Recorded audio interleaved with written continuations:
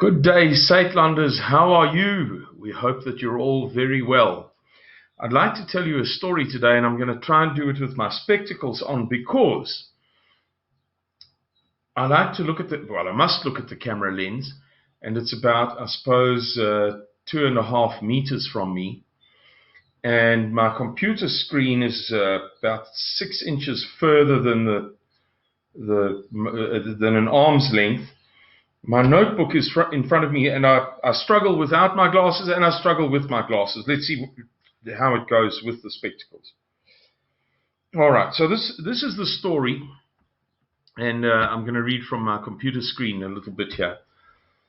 This is a story which may seem unexpected, unusual, perhaps even irrelevant,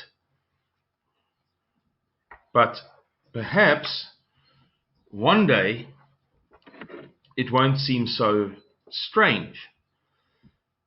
The reason I share it with you is because one day it won't seem so strange, because there are things occurring in the world today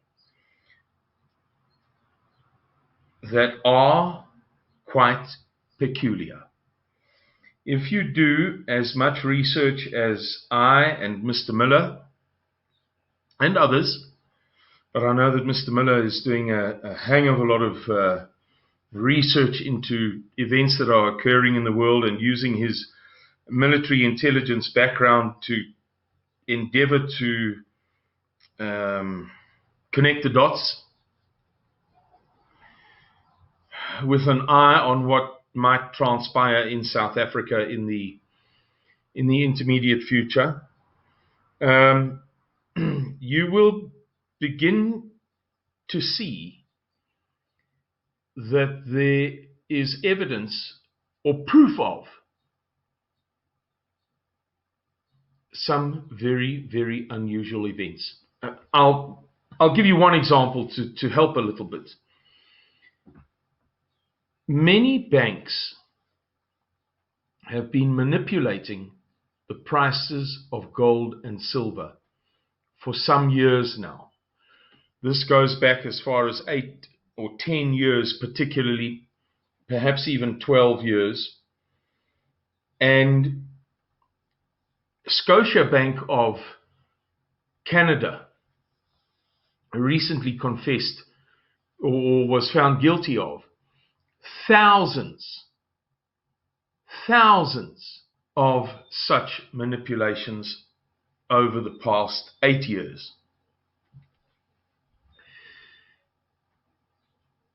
There is also, or there is on an ongoing basis, extremely suspicious and odd activity both within each of and between the Commercial Metals Exchange in the USA and the London Bullion Metals Association. Serious conservative observers are speaking persuasively about what they are calling the greatest wealth transfer in the history of the world in the present financial collapse. This is a slightly different theme to the gold and silver prices and so on.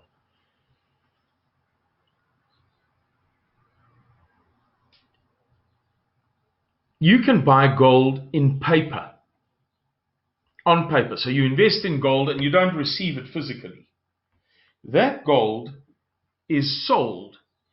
Historically, there has been a controversy over the fact that gold is sold up to 20 times. So in other words, for each piece that exists in which people invest just on paper, they pay for the gold, it's theoretically theirs, but it's stored by a bank or a vault or whatever.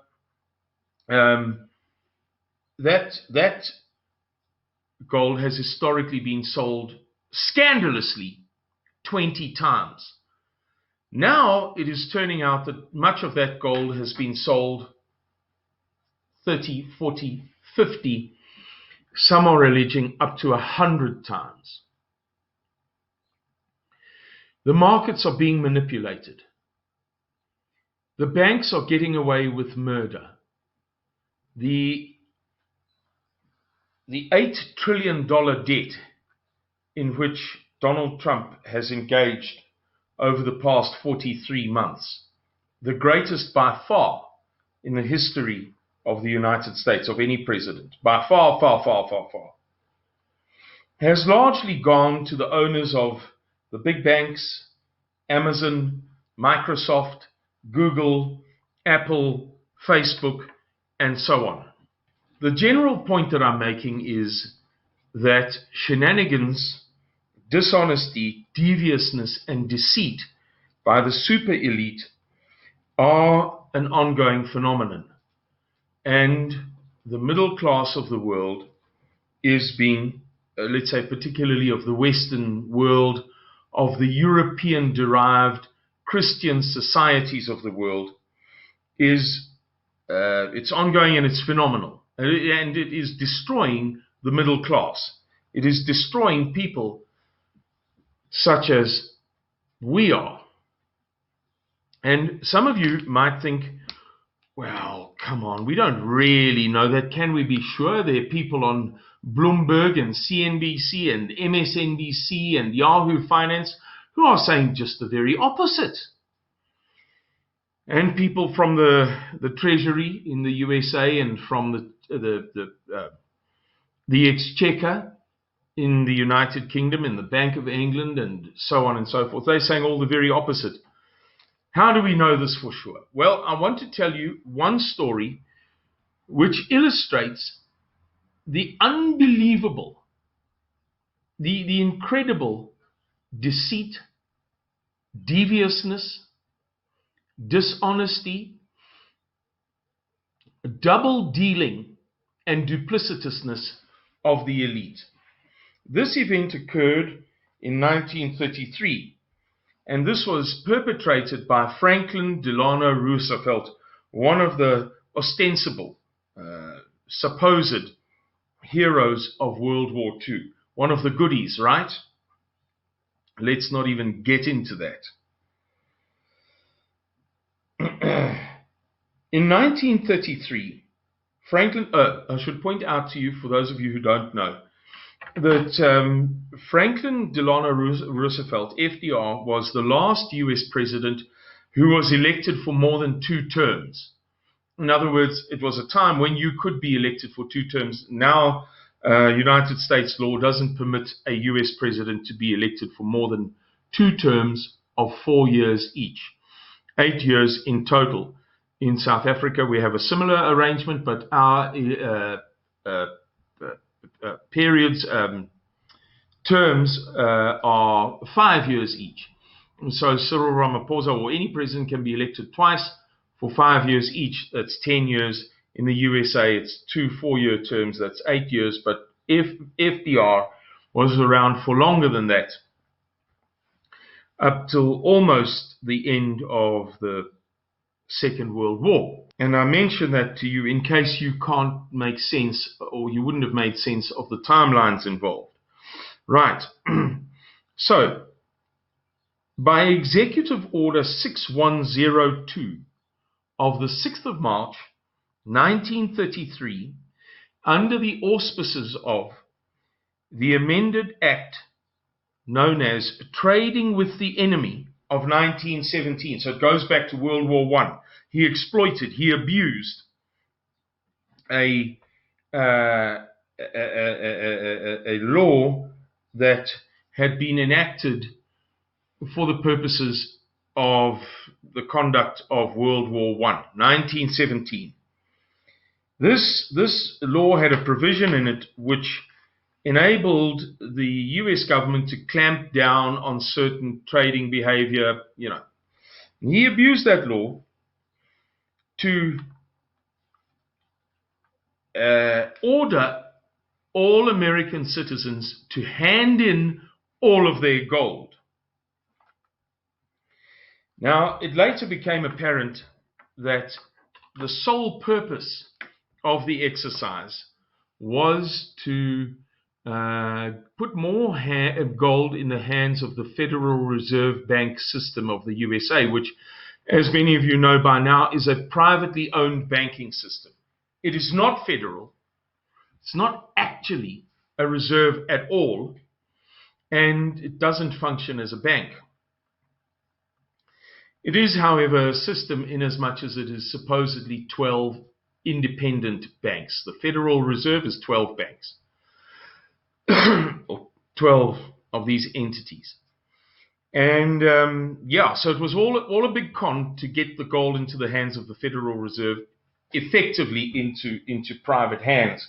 The Federal Reserve System is owned by 8 families, 7 of which are not historically American, and 4 of which are not at all American.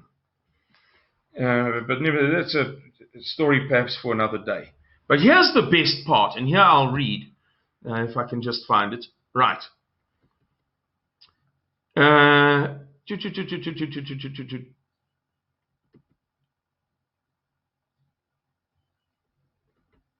lost the thing. Just bear with me a little bit. But anyway, under this executive order, everybody was paid $20 an ounce. I believe it was $20. It was $20.67. A short while thereafter, through the Gold Reserve Act, so they passed a new act, enacted a new law called the Gold Reserve Act. The price of gold was promptly raised to $35 an ounce. It is one of the greatest thefts of history, and it's never spoken about. And that's about the gist of the story. All that there is to add to it is, if you think that they wouldn't do something as wicked as that, again, I must tell you that they are in the process of doing similar things right now. And ladies and gentlemen, without being a scaremonger, without causing unnecessary panic, I want to tell you that similar events are in the offing in South Africa. Not necessarily the confiscation or the compulsory sale of gold, not necessarily in South Africa the manipulation of gold, the price of gold. But if you consider the pensions, and if you consider the national health, what's it called? National health insurance. I always say National Health Initiative, and Ernst van den Berg has to correct me. You may begin to get a little bit of an inkling of the sort of thing of which we are trying to, or to which we are trying to alert you. Time will tell exactly what will transpire. But for now, ladies and gentlemen, Suidlanders, be vigilant. Suidlanders, be prepared. Suidlanders, brace yourselves for unexpected and difficult events in the times that lie ahead of us. And once again, not for the first time, I apologize for the rooster crowing in the background, but there's not much I can do about it. I can't really put him anywhere else. And he's finding his voice. All right then. Thank you, everybody. Have a good day. Thank you for listening, for watching. Like, share, and subscribe. And God bless you. Bye-bye.